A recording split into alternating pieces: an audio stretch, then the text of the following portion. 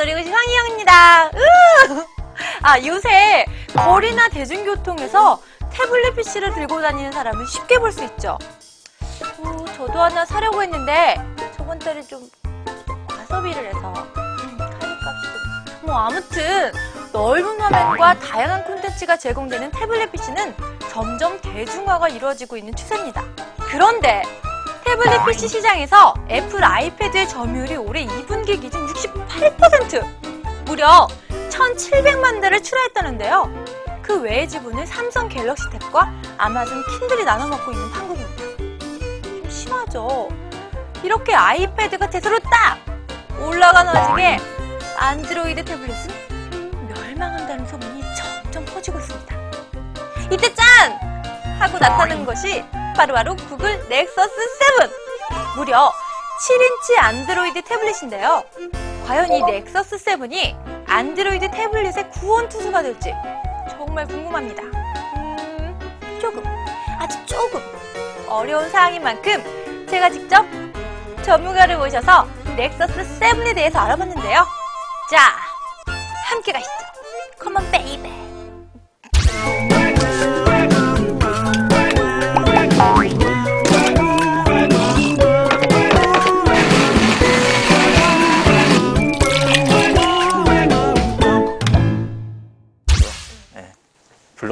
블로그 운영하고 있고요.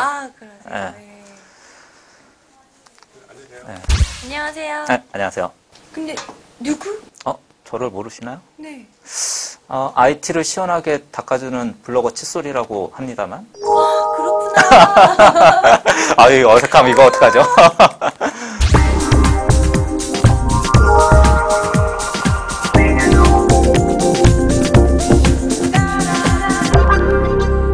일단은 7인치로 나와서 굉장히 이제 어떻게 보면 예전 10인치 아이패드 같은 경우는 좀 두 손으로 들고 다녀야 됐었잖아요. 근데 지금 보시다시피 제가 이렇게 한 손으로 들고 있기도 편한 그런 정도의 사이즈라고 보시면 될 것 같고요. 무게도 지금 전체적으로 이제 메탈이 아니라 좀 가벼운 소재의 무게를 써서 재질을 써서 전체적으로 이제 쉽게 들고 다닐 수는 있는데 제가 못 믿겠어요. 정말 뭘 못 믿으세요? 그래서 제가 저울을 준비했습니다. 한번 370g 정도 나오지 않았나요? 네, 아마 그 정도 될 거예요. 375g인가 그럴 거니까. 근데 해상도가 1280, 720으로 늘어났어요. 그 의미가 사실 지금 넥서스 7 이전 세대부터 이제 1280 해상도를 지원하기 시작했는데 그 이전 이제 처음에 7인치 태블릿이 나왔을 때는 대부분 1024 600이라든가 그런 이제 좀 적은 해상도였죠. 그러다 보니까 이제 표시량도 좀 적고 지금은 이제 어떻게 보면 좀 세대를 뛰어넘어서 디스플레이 세대는 이제 좀 뛰어넘어서 1280, 720으로 확장이 되면서 좀 더 많은 정보 그리고 좀 더 고해상도 화면을 이제 7인치 태블릿에서 보게 된 상황이죠. 사실 쿼드코어라고 하면은 우리가 일반적으로 그냥 코어가 많으니까 성능이 좋겠네라고 생각하겠지만 사실 테그라 3가 성능적으로 이제 다른 쿼드코어 AP를 압도하는 건 아닌데 그래픽적으로는 워낙 좋은 AP거든요. 그래서 실제로 이제 3D 게임을 하거나 그럴 때 물리 효과를 바로 적용할 수도 있고 적용된 게임들을 즐길 수도 있고 실제로 뭐 좀 더 화려한 그래픽을 즐기는 면에서는 이 지금 넥서스 7에 들어가 있는 테그라 3가 아주 적합한 그런 AP고요. 아이스크림 샌드위치에서 젤리빈으로 넘어왔는데 어떻게 달라졌는지?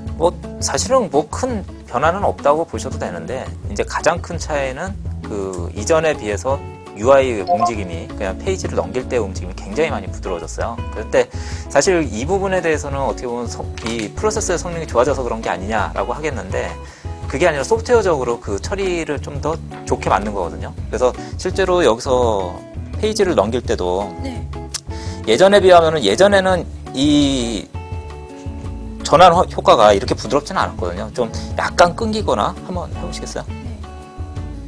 이제 안드로이드가 비슷해진 거예요.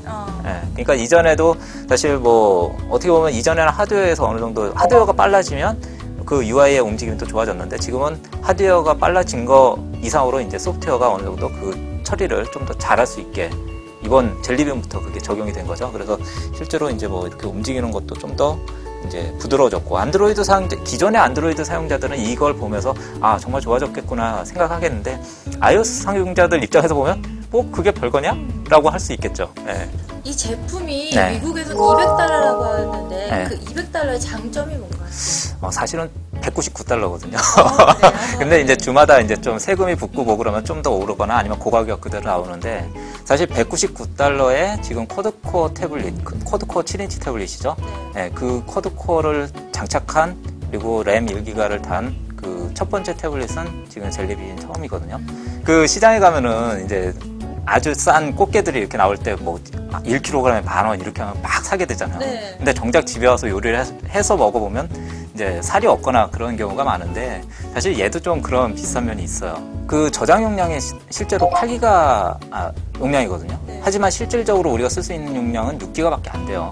사실 메모리하고 연관된 문제가 제일 큰 거고요. 왜냐하면 메모리가 확장이 안 되니까 결국 그 확장된 다른 방법으로 이제 그 메모리를 확장할 수 있는 다른 방법을 쓰라는 얘기거든요. 그러면 결론은 이제 클라우드 서비스를 쓰거나 아니면 그냥 직접 뭐 스트리밍 서비스를 받는다거나 둘 중 안에 하나인데, 사실 그래서 이 넥서스 7 같은 경우는 그 구글 플레이에 굉장히 최적화되어 있다라고 말을 해요. 근데 사실 외국에서는, 미국 같은 경우는 구글 플레이가 굉장히 여러 가지 서비스를 하거든요. 단순히 앱 다운로드뿐만이 아니라 책, 음악, 영화, 그런 모든 것들을 다 한 마켓에서 구입해서 제가 즐길 수 있으니까 거기서는 이제 용량 문제가 덜 충돌이 나는 거죠. 근데 우리나라 같은 경우는 지금 아직 그 앱 다운로드밖에 서비스를 할 수가 없어요. 그리고 음악 같은 경우는 이제 뭐 멜론이라든가 이런 것들이 좀 서비스가 있는데 전부 다 분리가 돼 있으니까 결국엔 이용자가 다 설치를 하고 다 실행을 해서 이제 그 필요할 때마다 서비스를 이제 접속해서 써야 되는 그런 불편함이 좀 있죠. 안드로이드 태블릿이 죽어가고 있는데 네. 이번에 출시된 넥서스 7이 출시된 의미는 뭔가요?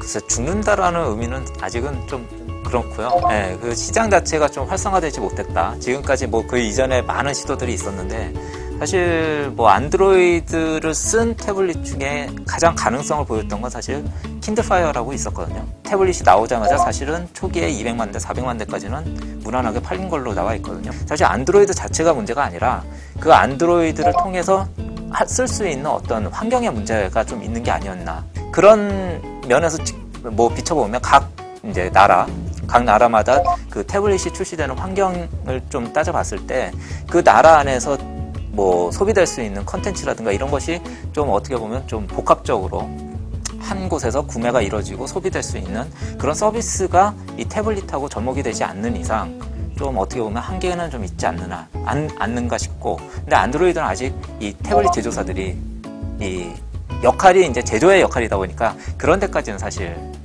최적화를 못한 거죠. 그래서 좀 더 시간을 두고 기다려보면 안드로이드 태블릿도 각자 이제 그 환경에 맞춰서 이제 어느 정도 뭐 소비라든가 이런 것들이 이루어질 수 있는 종합적인 환경으로 간다 그러면 지금보다는 좀 더 나은 이제 어떤 실적을 보여주지 않을까, 그렇게 생각이 돼요. 와, 정말 머리에 쏙쏙 들어오는 칫솔님의 설명이었습니다. 저같이 IT 지식에 아주 조금 떨어지는 사람도 이해하기 쉽도록 잘 말씀해 주셨는데요. 안드로이드를 탑재한 태블릿이 서서히 두각을 나타내면서 아이패드가 거의 독점하다시피 한 태블릿 시장이 어떻게 변할지도 살짝 예상할 수 있는 시간이었습니다. 바야흐로 태블릿의 전성시대! 가격 경쟁력과 다양한 추가 기능을 갖춘 멋진 제품이 많이 나오길 바라면서 오늘 놀이고시 마치겠습니다. 다음에 또 봐요. 안녕!